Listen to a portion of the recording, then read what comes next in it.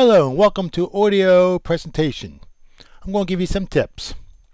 Number one, if there's an audio presentation, there's usually a printed version of the PowerPoint presentation. Please download that and print it out. Make sure you adjust your volume so you can hear my voice clearly. If there are web links on the presentation, or even pictures, they may be active, so you might want to try to click on them to get to the original source. And there's a pause and play features on this presentation. And these features appear at the bottom of your screen. There's a little control panel. For an example, we have the mute button. Number of slides in the presentation and what slide number we're on. And there is a pause button. This is a great button if you want to take a break. Just hit the pause and you can come back and continue. Advance forward one slide, advance back one slide, and this icon will be to go to the very beginning of the presentation and repeat it. This is the format for all our audio presentations, PowerPoint presentations for this course. In this particular section of our course, this is the first chapter we are reading. It is the critical role of classroom management. And I'm Joe Zesk. Welcome to the course. I like this comic strip. I know the kids don't like you, and they pick on you, but you have to go to school. You're the teacher. Well, hopefully we don't feel this way too often, but with good classroom management strategies, this should not happen, and you will also increase your student learning. Well, classroom management plays a very critical role in how our students learn and behave in the classroom. And there are numerous studies out there that indicate that classroom management was rated first in terms of student achievement. If your class is out of control, it's going to be hard to really teach the majority of your students. And the person responsible for creating a well-managed classroom, of course, is us, the teachers. We're the ones that need to take this role. And it is a very important factor in affecting student achievement. Teacher effectiveness.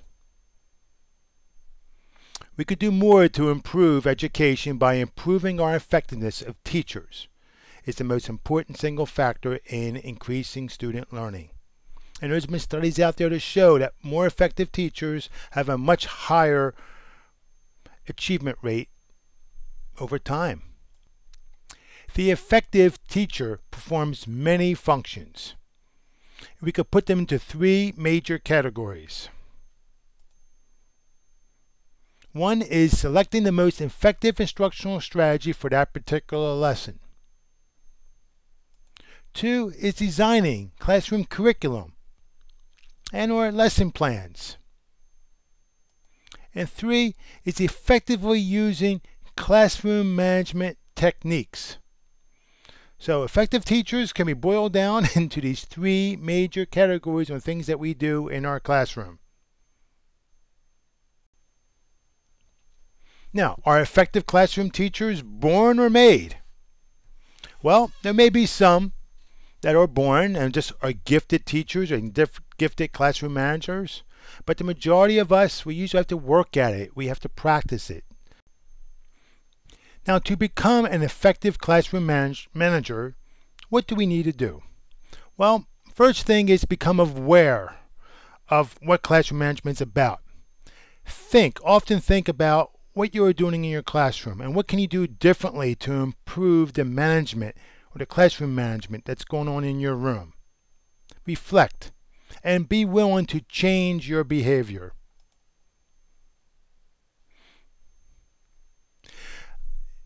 Reading books or attending workshops or taking a course in classroom management, talking to other teachers. This is another way that you can improve your effective classroom management techniques.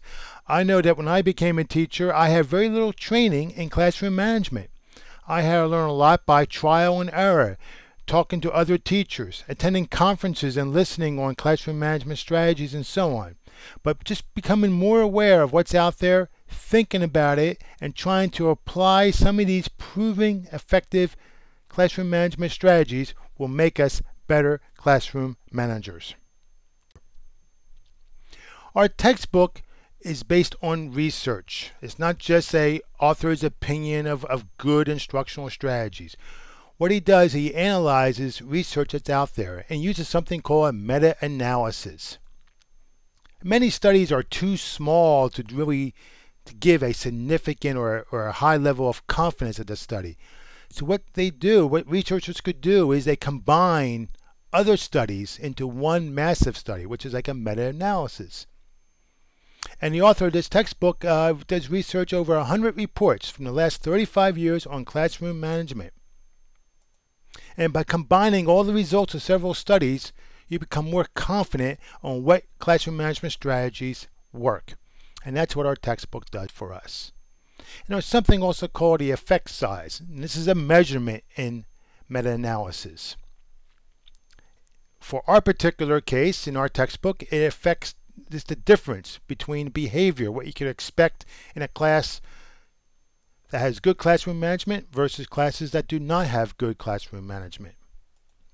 And this effect size can be translated into a number, a percentile change. So there's lots of research that goes with some of the tips that we're talking about in this program. Now, there are several dimensions of classroom management. And there's been a large-scale study way back in the 1970s that identifies some of these things. And these things are with-itness, which we'll talk about in a couple seconds, smoothness and momentum of your lessons, communicating expected student behavior, and offering a variety of classroom activities and challenging the students. Now, the term with-itness will be used a lot through this text. I think this is a very interesting word. What is with-itness? What do you think with-itness is?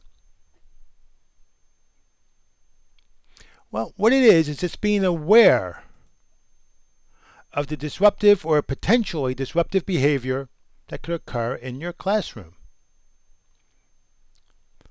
I have seen classes where teachers are in the front of the room talking, and there'll be kids in the back of the room passing notes, talking.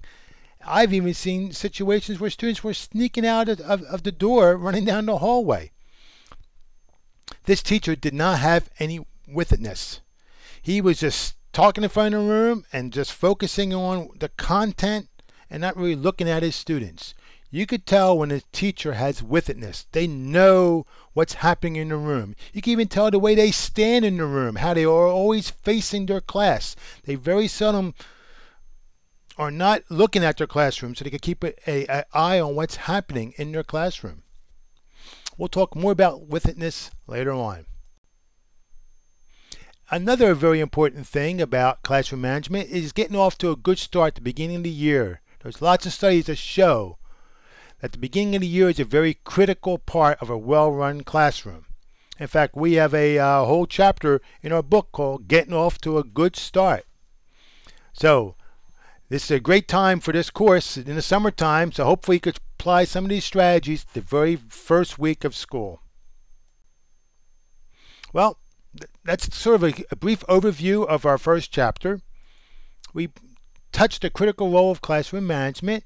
We discussed the usefulness of a meta-analysis that our textbook employs, and we began to explore some of the critical dimensions of effective classroom management, and these are the dimensions that we'll be talking about over the next several weeks. In fact, one of these very important critical dimensions is establishing rules and procedures, and that will be our next unit that we'll be discussing next week. Okay, folks, you have some activities online, and I'll see you online. Thank you.